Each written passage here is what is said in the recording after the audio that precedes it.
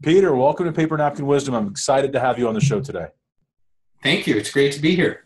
So you shared with me a diagram, and I love diagrams because they explain so much. You shared with me a diagram on your paper napkin.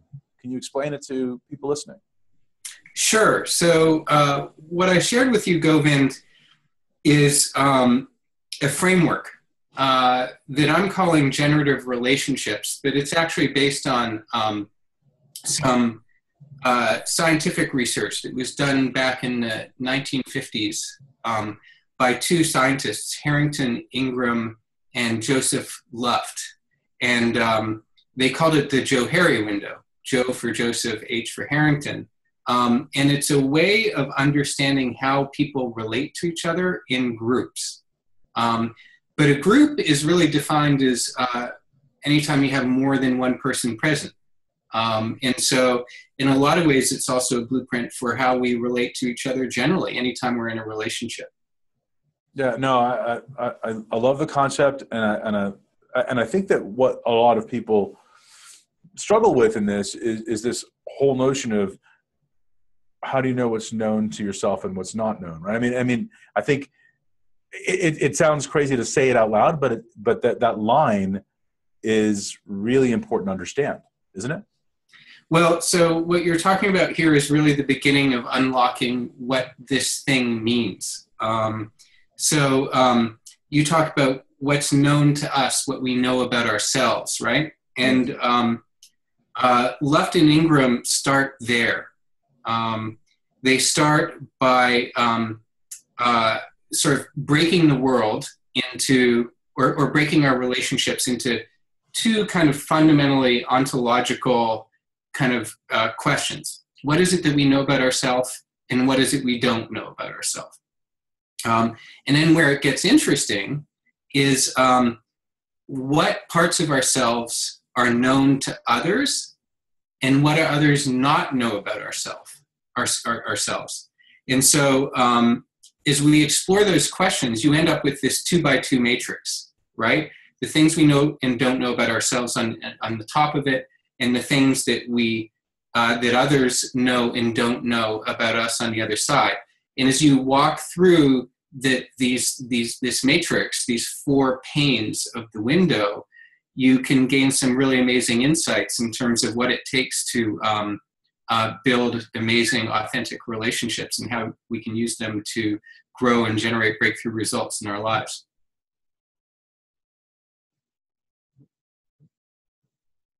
Generative relationships, right? Can you repeat that? That's why you're calling these generative relationships, correct? Yeah, that's where we land after going through the matrix. Okay, so let's talk about how to use the matrix. If you're an entrepreneur, where would we start, and how would we move through the matrix? Yeah, so we start at the arena. The arena is the upper left-hand corner of the matrix, and it's the intersection of things that we know about ourselves with things that others know about us. An example of that. So an example might be just the way in which you and I have met today, right? Prior to this call, I knew a little bit about you, and you knew a little bit about me. Let's focus, on that intersection. And over the course of just a very brief interaction, I've learned a lot about you. I've learned that you grew up in Canada, and that we both share this experience together of living in Ottawa. We know what a Canadian winter looks like. We've grown the arena. You've learned more about me. I've learned more about you. And this is the fundamental starting point. The entire window rests on this assumption of how do we grow the arena. And the fundamental sort of starting point that Luft and Ingram has is that as we grow the arena, we grow our ability to accomplish things together, because we build trust, we build understanding, we understand each other's motivations, we understand each other's backgrounds. And so the whole framework rests on this idea that stronger and more transparent relationships lead to better results. And so the whole thing is premised on how do we grow it? How do we expand the arena into these other areas, into the areas that are unknown to ourselves and unknown to others. And you know, what's also interesting as I think about that is the arena is the place where we can get really contextual, right? I mean, we get really detailed about what's in the arena because we know it, you know it. It almost provides us the shared language. And you talked about the Canadian winter. We had a shared language around it, including shared experiences that you wanted to have, and I was lucky enough to regularly have around skating the world's longest skating rink, which happens to be in Ottawa, which is called the Rideau Canal.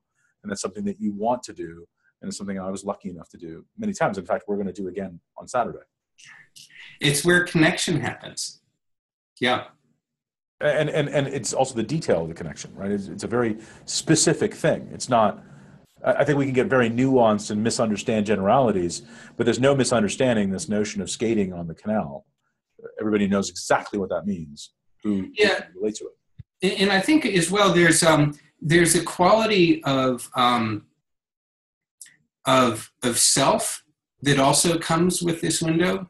You know, we're talking about revealing parts of ourselves through this dialogue. So it's a fundamentally different construct for relationships than, say, you know, if we were talking about something outside of ourselves, you know, like, you know, what we think of Donald Trump, right? I mean, that's an entirely separate conversation where perhaps we don't invest as much of ourselves or create as much connection through those conversations. Not that they're bad, but it's just a different aspect of communication that we're exploring through this.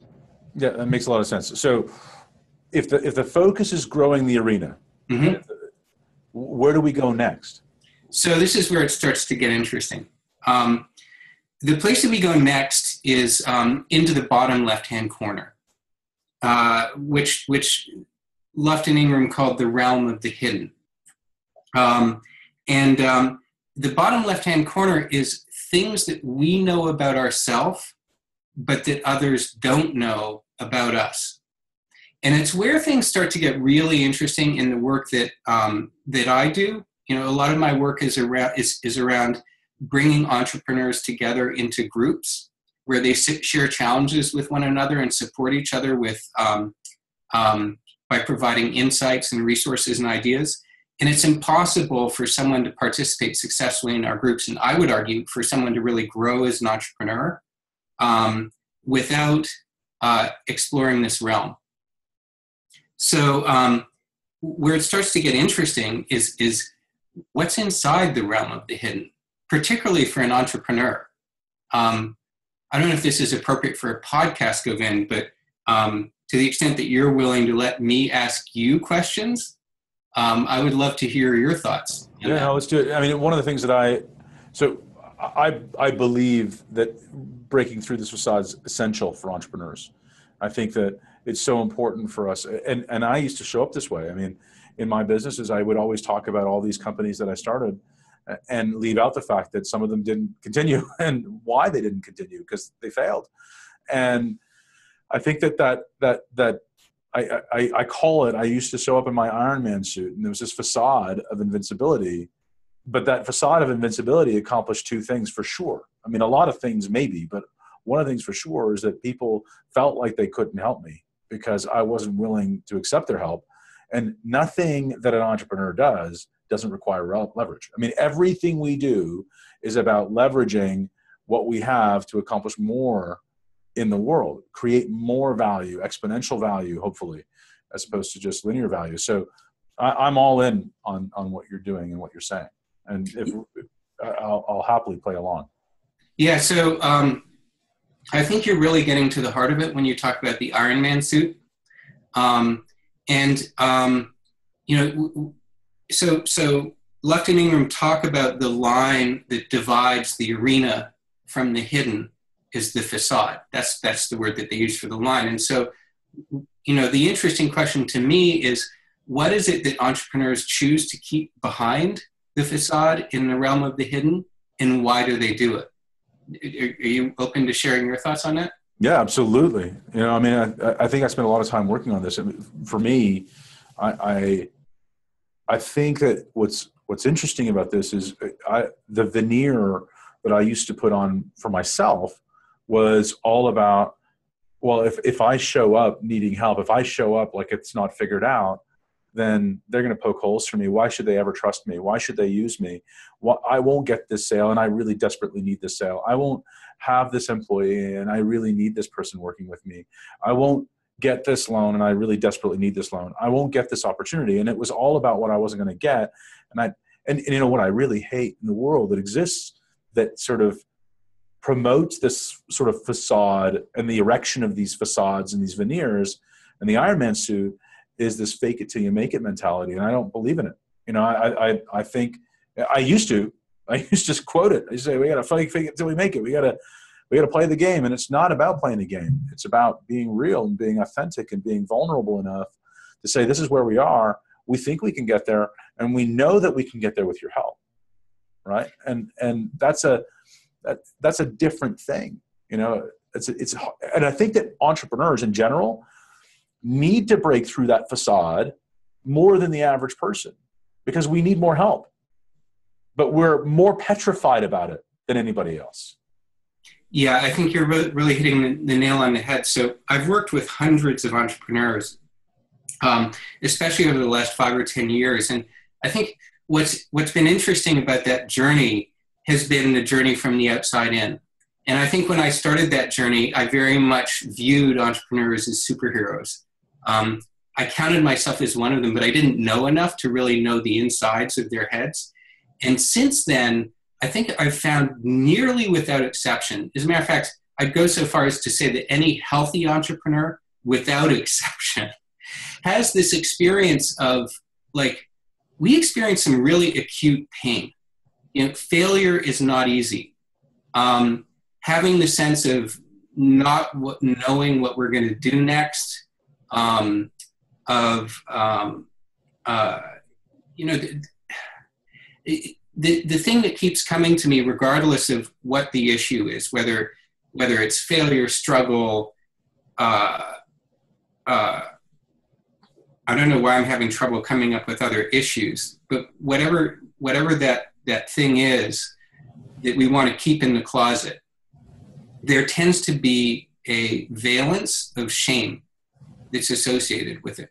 We're worried that if we let someone know that, you know, in my case, the startup where I raised close to $20 million of venture capital, but had to shut it down and didn't return any money to my equity shareholders, like, that can be a scary thing to step out with and admit. And so there are things that we often choose to keep hidden. And I would say in some cases, I'm still guilty of keeping hidden. If we look at, like, what's going on in my business right now that exists in this domain, right? And so the interesting question is, what does it cost us to keep those things hidden? So I feel, for me, it cost me the solution, right? I mean, the thinking that brought me to this challenge keeps me in the challenge. I need different perspective to get me out of the challenge that I'm in. So I'll give you a great example. And I believe fervently, I would even say violently, I believe violently and passionately about the idea that we as entrepreneurs desperately need to be in mastermind circles where we can build and grow those kinds of trust circles that you just talked about, those self-help groups where people are, and it's a forum of our peers where we can transparently share what's going on and share experiences in a judgment-free environment. And I think that zone is so important for us. It's important for everybody, especially important for entrepreneurs, because so many times we feel like we're lone rangers and we can't share what's going on. And I expressed recently to my group, it's like, I don't understand, you know, there are these things going on and I'm asking for help, and how come people aren't helping me with these things? And I thought that I was asking for help. And this is after a ton of work. I've been in this mastermind group for 10 years. I've been working on it for a long time. And I so relate to this because they reminded me that I may not have been creating space for the help to actually appear. Right? I mean, there's a difference between asking for help and saying, hey, look, no conditions on whether or not this works or not, but I can't figure this out, and I'd really love your support if you can make it. And if you can't, that's okay also. And if it works or it doesn't work, that's all right too, right? But I'd love your help. right? And just creating space for it so it didn't have to be perfect. And I think that sometimes we show up as entrepreneurs so hard driving, people are afraid to help us. What if it doesn't work out? What if, all the failure complexes that we have, they have about helping us. Yeah, exactly. So, I think you're getting to one of the key elements of the cost. If we don't share, we can never be helped. And in large part, we're victim to it. I've done some research on a phenomenon called scapegoating.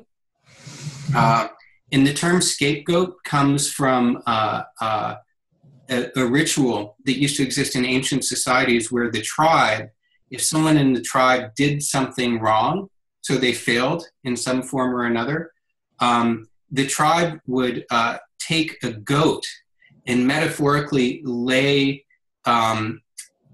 their shame onto the goat and cast the goat out into the woods. And so I think what it's reflective of is our natural response to shame, our natural response to failure is to leave the tribe and go into the woods and to escape from someone.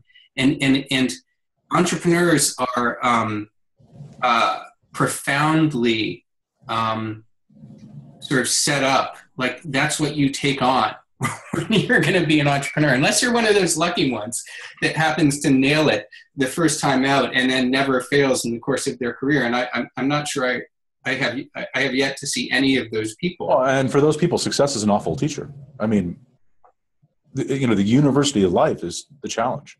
Challenge-based character, challenge. And these challenges is what makes great better. So the instinct when we fail is to run away. And the cost is that we're not available to be helped. And that whatever it is that we're struggling with, you and I are focused on failure, but I'm sure there are other things. There are challenges that we're facing in our business. There are results. Great opportunities. There could be great wins that sit in the hidden too. Yeah. And I can't possibly share this win because I would feel greedy. I would seem greedy. I would seem egomaniacal. I would, the fear of judgment for your wins sits in that hidden place too. Yeah, exactly. So whatever it is that we're struggling with, it has power over us as long as we keep it in the realm of the hidden. But the surprising part and the wonderful part is that when we choose to be courageous and to reveal whatever it is that we're keeping there and bring it out into the light of day, often we find that it's not nearly as powerful as it was in our minds. Mm-hmm. And it becomes available for help, and it becomes available as something we can fix. In cases where we might not have had the resources to be able to handle something on our own, suddenly there's a community of support around us who can turn it into something positive. And so this is the first step of the Johari window. So the whole notion of how you expand the arena into the realm of the hidden is that to step in this domain, people first need to be willing to be somewhat transparent and probably, I feel a little uncomfortable using the word in a business context, but vulnerable. I'm not uncomfortable using it in a business context. I think it's essential. I think we have to be vulnerable.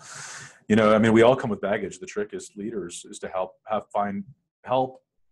us get help to unpack it. And I think it's essential. So I'm with you. And I'm not saying it in a blanket way, by the way. I think entrepreneurs need to be discriminating in terms of who they choose to share their challenges with. And that's the flip side of it as well. Let's talk about who they must share it with. So the work that we do with NetCito, with my company, is exclusively focused around mastermind groups. And so we design the mastermind groups to be safe space where people can share whatever it is that's in the realm of the hidden and know that it's going to be received in a way that they won't be judged and that what they share will be kept confidential. Without that container, I think people very reasonably are going to be a lot more reluctant to share what's in the hidden realm. Yes. Yeah. No, and I agree with that. I also think, for me, one of my lessons was that I needed to reveal the hidden area to my wife. That, you know, I was going through some real business challenges, and I was all alone, and I was lying to her because she was on the other side of the facade. And, you know, I received a lot of support and momentum by exploring the realm of the hidden with her. And they weren't as big issues as I thought they were. And having her support to work through them really propelled me forward, which is a very uncomfortable thing for a lot of entrepreneurs, to talk about those challenges with their spouse. But I mean, I was in deep trouble. I mean, I was in a $6 million hole. We weren't paying our utility bills, and I just would always come up with a reason and an excuse. And if miraculously the hydro would be back on, but you know, being honest about what was going on gave us the pathway to the solution. Yeah, and I think when I think about my own journey, for a long time, I didn't have anyone that I could talk to. And so, you know, the things that I kept in the hidden realm really were a heavy weight for me. And it was such a revelation when I joined my first mastermind group. It was called InCito. It was the precursor to NetCito. It was such a life-changing experience to be able to have people who understood and with whom I could share what was going on. That changed everything. But, you know, I would probably still be reluctant to share some things at a networking reception. Yeah, and this is the thing. We're not saying to entrepreneurs listening, go out and the first thing you say is being transparent necessarily with everyone.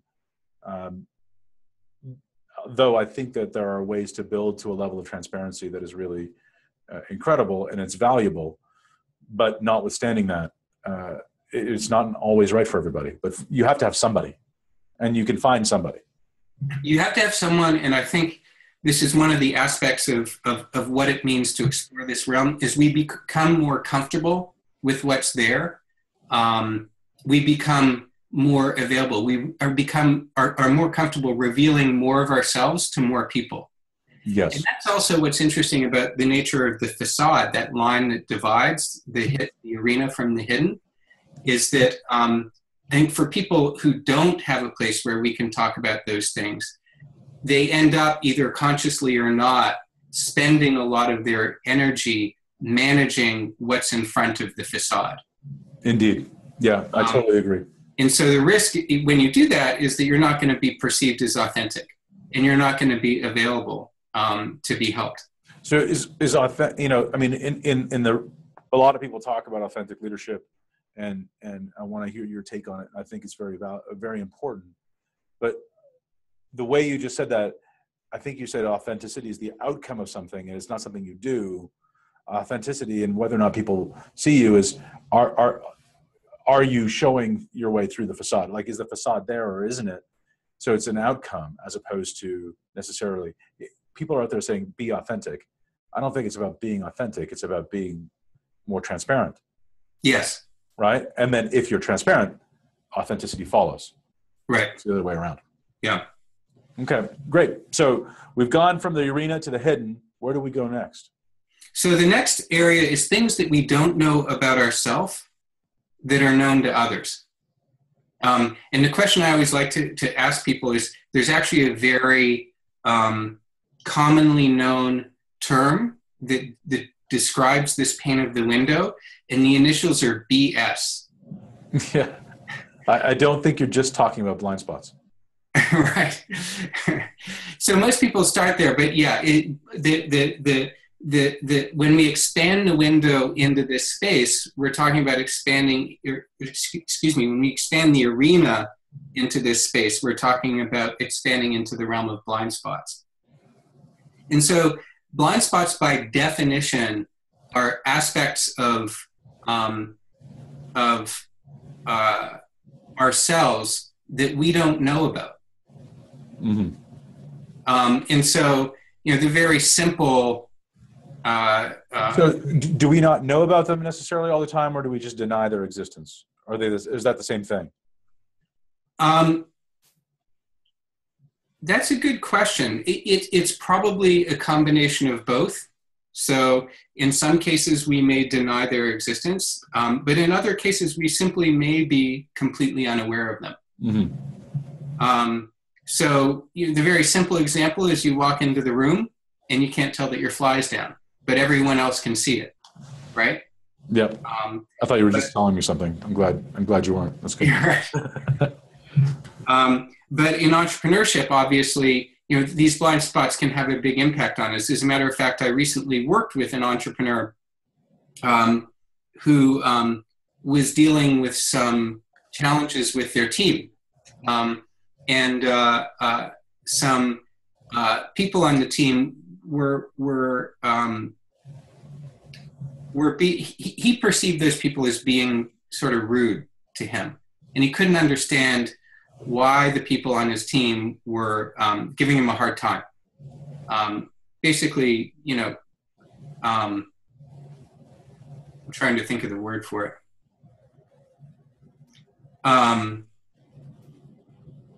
He would ask them to do something and he would get attitude. Sure. So for a long time, we talked about this issue. This is actually part of a mastermind group. And it turned out that actually, Govind, we're going to have to edit this out. I'm sorry. I have confidentiality requirements around my mastermind. Sure.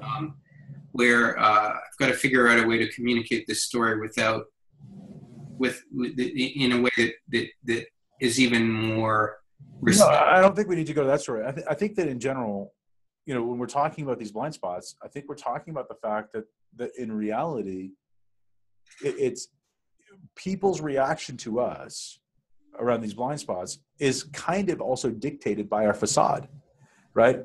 The bigger facade we have, the more unlikely are people to share with us what they know that we don't about ourselves, even how we show up, right?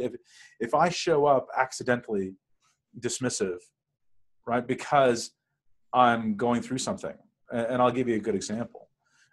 Last week, we had a number of things go wrong, and one of the things that went wrong in our family was that we lost our family dog of 12 years. And that event created stress, but the other part of it that created stress was the fact that I was on the road, I was away from the family.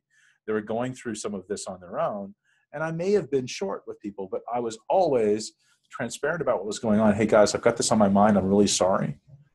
If I feel like I'm a little short with you, please give me a little bit of room because I've got this going on, right? Then they were willing to give me my blind spot. They were willing to protect me from my blind spot a little bit and show me when I was showing up that way. And I said, don't just give me room. Call me on it. Like, tell me when I'm being short because I don't want to be that guy, right? Yeah, I would push back on that one a little bit because you were actually aware of your behavior. And so what I mean is that the known to self part was that I knew this was going on. I didn't know how I was going to show up for other people. I said, if I'm not myself, okay. No. So you were anticipating that you might have a blind spot and inviting. It was obvious that I was going to. I'm going to miss something. Yeah. My mind is elsewhere. I'm going to definitely miss something. And you were inviting people to call you on the blind spot, which is great. Yeah, and I think that only happens when our facade goes down. Do other people feel open to come to us and say, hey, what about this thing? And that's our blind spot, right? I mean, I think for people, when our facade is up, when we've got our guard up on everything and we're not being transparent with people around us, people don't know to point out, they're not believing everything that we're saying. So whether it's good, bad, or constructive or otherwise, they're not going to come to us with our BS. They're not going to help us with that. Yeah, and I think what you're getting to is our natural instinct when it comes to blind spots. When someone comes up and points out a blind spot, it can often be really difficult to hear. And so our first instinct is to push it away.